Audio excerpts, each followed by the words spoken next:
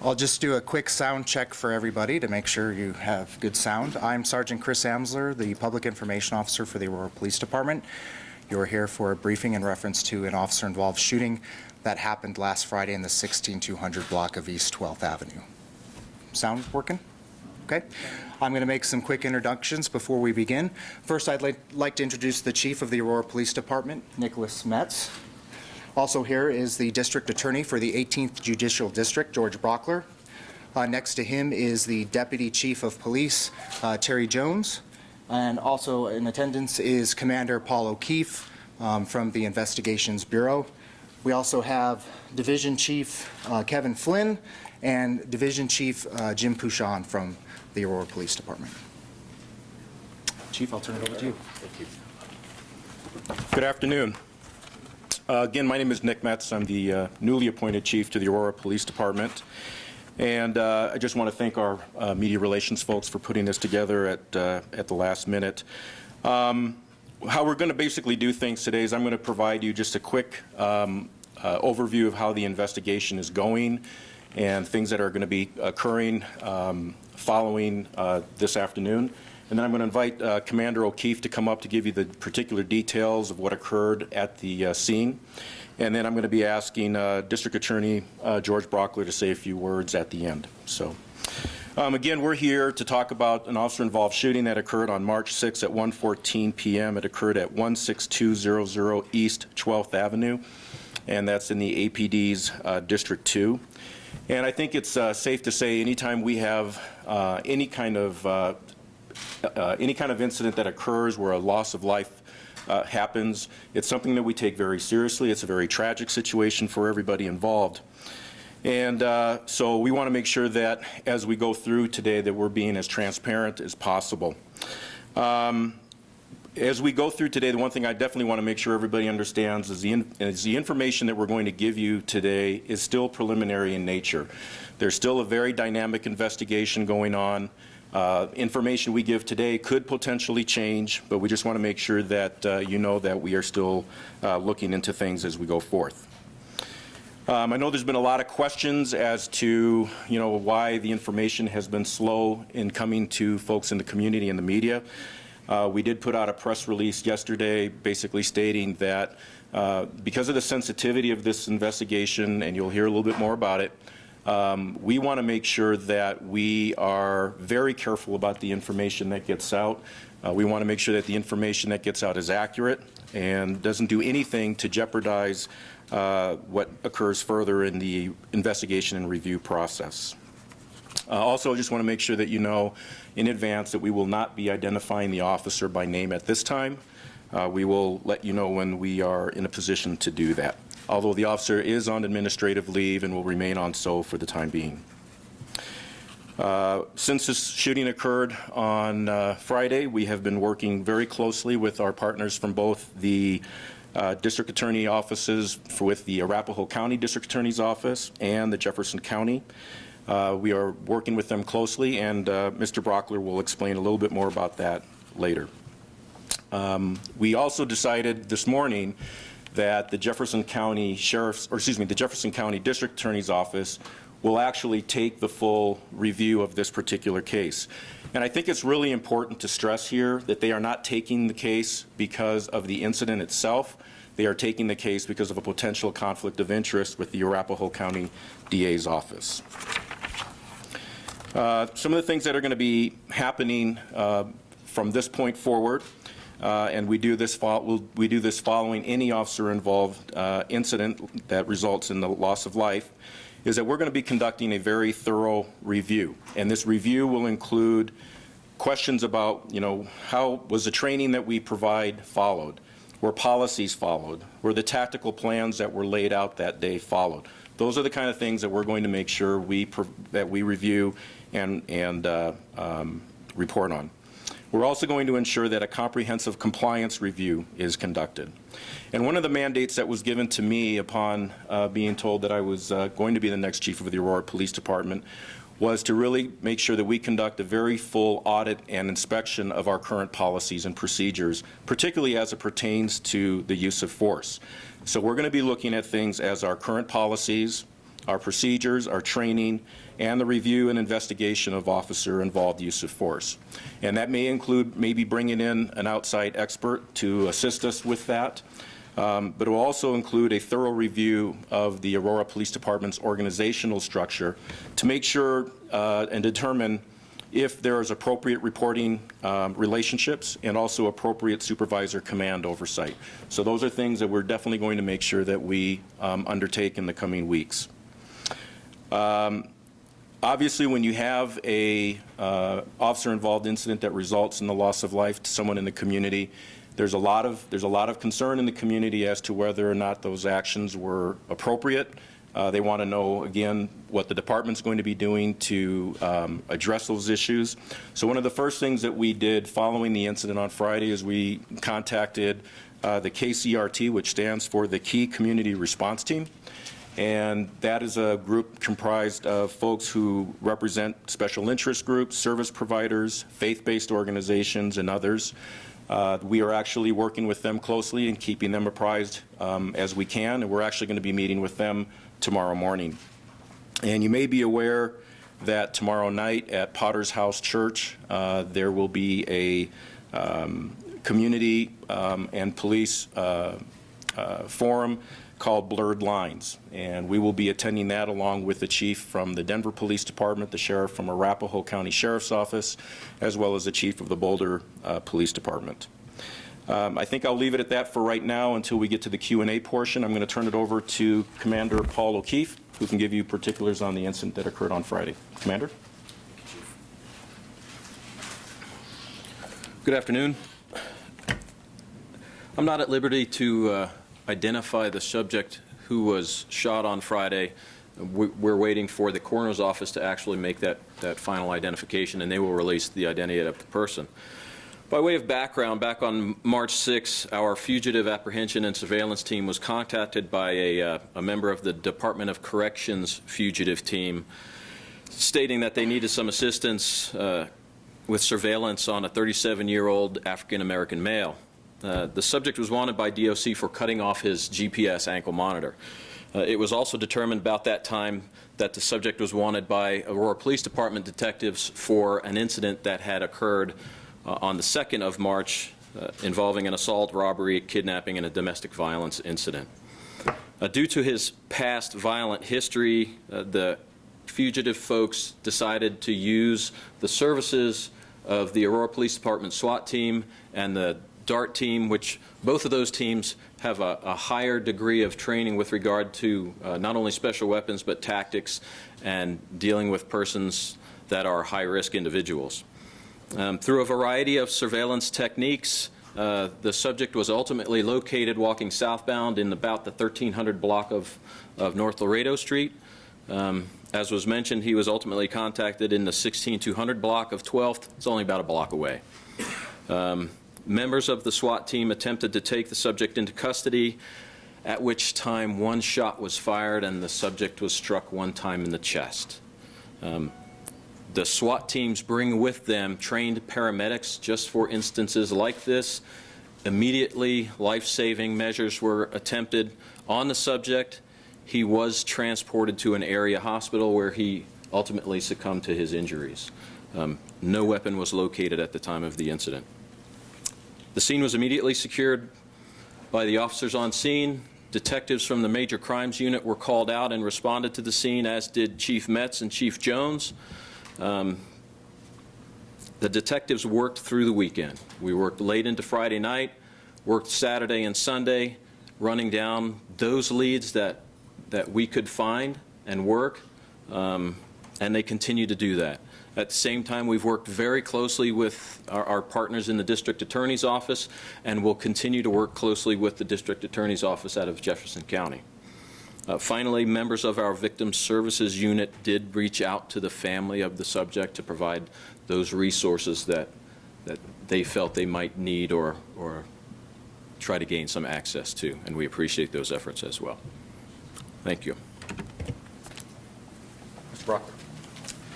Good afternoon. I'm George Brockler. I'm the District Attorney for the 18th Judicial District, which covers Arapahoe, Douglas, Elbert, and Lincoln counties. To give you some historical perspective on how these cases get handled and then how we get to where the 1st Judicial District DA's office is going to take this one over, let me just back up a bit. Anytime there's an officer-involved shooting case in Aurora, instantly they put the best of the best investigators through the Major Crime Unit on the investigation of that particular case. A report is generated based off of that investigation, and that report then is reviewed by members of our district attorney's office. That's how we've always done it in the past with great historical success, and we'll continue to do that in the future. Once that review is made, if there were to be any necessity of decision-making regarding any potential criminal liability based on that, we would then make that decision as well. This particular case, as attorneys, we have certain ethical obligations. And those ethical obligations extend to a review of any case in which there may be a potential conflict of interest. For any matter like this that is as sensitive, as important to both the officer, the police department, and the community, I think what makes most sense is to make sure that whatever decision-making takes place where there is a potential conflict of interest, that the taint of that is removed as early and as quickly as possible so that we can get to the truth of the matter and move forward. In that spirit, I reached out to the 1st Judicial District Attorney, Peter Weir, had a conversation with him on Friday, the evening after this event occurred, and he agreed to send out some of his top investigators and a top prosecutor to play the role in this case that we would normally play. Now, I know the question that's coming. I can feel it coming, and that is, what is the conflict of interest? I am not at liberty to tell you that at this point. It remains a matter of some confidence. It's not something that would be secret forever, but for now it is not something that I can go into, nor would it be appropriate to the process to go into this. What you should take away from this is that this is a unique situation when we would call in another district attorney's office to handle this. We believe we are suited to handle these cases other than that potential conflict of interest. At this point, I think the questions about the CRT review, the critical response team review, the report that's generated by Aurora will be sent to the 1st Judicial District DA's office. They will then also screen the case and make any decisions about whatever next steps may or may not be appropriate to make at that time. Chief, do you have something else? No, I guess we'll open it up for questions. Can you talk about, Chief, what, and I know it's under investigation, but what happened that caused the officer to fire? At this time, as I said before, we're still investigating that thoroughly. Our MCU detectives have been, as Commander Keefe said earlier, have been working through the weekend. We're still awaiting to get his statement. Once we have that, we'll be able to better gauge of what was going on at that time. Do you have any sense of, was it an accident? Was there some sort of perceived threat? Can you shed any kind of light on why this guy might have gotten shot and killed? Again, we have to have that information before we can go there. What role did the white SUV next to the tree play there? It was searched very. I'm going to ask Commander O'Keefe to address that. The officers of the SWAT team and the DART team drive unmarked vehicles on occasion, and those vehicles were part of that assault team, or the team that was going to take the subject into custody. Was the suspect that they were attempting to apprehend given a chance to surrender before fire was opened? We're still determining the actual circumstances that led up to that incident. I apologize, I came in a couple minutes late. Was the man who was shot armed at the time? He was not armed. He was not armed. Do you guys have any sense where he was going, the suspect, where he was going, where he was coming from, what he was doing in that? I mean, I'm sure people in that neighborhood want to know, was it dangerous, you know? I can't answer that question, only because I don't know. Is there anyone else who might know that? Not that I'm aware of. You He was said cut off walking. his bracelet. What was he wearing the bracelet for? He was on parole from the Department of Corrections. For? I'm not sure what he was on parole for. The officer who fired the shot, and you're not identifying today, can you tell us anything about how long he's been with the department, that type of thing? Not at this time, no. And it's based on what you said, you are still interviewing that officer? You guys have not interviewed him fully yet on this? That is correct.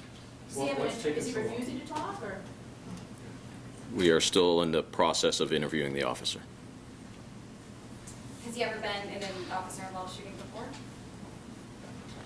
I can't answer that, because I don't know. I don't believe so. The shooting happened Friday, there's been Saturday, there's been Sunday, it's now Monday afternoon. There was a similar police shooting in Madison, Wisconsin over the weekend. Why so slow in the information here? I'm sorry, why so slow? Yeah. Well, I can't speak for Madison, Wisconsin. That's a decision they make. I made the decision on this particular case that we wanted to have all the facts that we could have before we put information out. And again, wanting to make sure that we protect the investigation. We don't want to jeopardize anything. So again, and to my knowledge, at least by Friday night, MCU, the Major Crimes Unit, had not interviewed all the witnesses yet, so there was still more work to do on that. But you knew that he was unarmed by then, Yes, we knew that. and you didn't tell the public. We were still trying to figure that out. We still had a crime scene search, or crime scene to search. So we, even though we believe that he may have been unarmed, we still had more work to do to confirm that. Are all of the witnesses, are they just the other police officers, or are there some civilian witnesses? I'm going to ask. I'm going to keep on that one. We do have one uninvolved civilian witness, and we have interviewed that person. I may have missed this, but was there some type of skirmish or confrontation prior to the shot being fired? We're still going through the process of trying to determine exactly what happened to lead up to the shooting. Chief, can I ask you, this is one of your first big events that you're having to handle. What is it? It's my first week. Yeah, exactly. So you're new. What is it like to come into a new department and have, I guess, such a severe case to handle right off the bat? Well, I think as any new person coming into an organization, you would like to have that honeymoon period, but when you're involved in police work, you understand that anything can happen at any time, and you're prepared for that. I think one of the things that really bolstered my confidence, particularly on Friday, was, both Chief Jones and I went out there. I've handled many officer-involved shootings in my previous agency, and I can tell you that the detectives and commanders that were at the scene had everything well under control. The crime scene was well secured.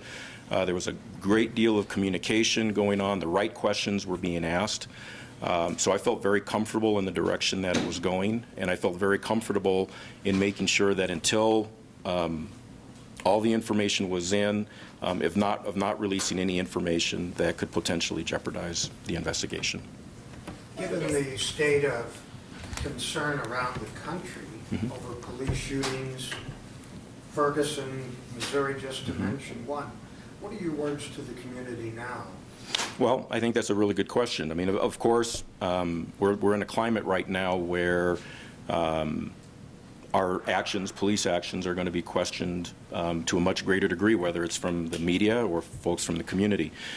The reason why we're reaching out to the KCRT and other organizations is just for that reason, is we want to make sure that we're being as transparent as possible. We're giving them as much information as we can about the investigation and making sure that they understand that when we can release the information, that will not, jeopardize the case, we will do that. In the interim, having open and honest dialogue with folks in the community is going to be vitally important. So actually this afternoon I will be calling all my commanders together and other, not only from headquarters but also from the districts, to start talking about making sure that we're doing outreach to folks in the community to make sure that if there are any demonstrations or protests, that we're aware of that, and that we will, one of our priorities is to protect the First Amendment rights, so making sure that if people want to exercise those rights, we will assist them in whatever way we can to do it peacefully.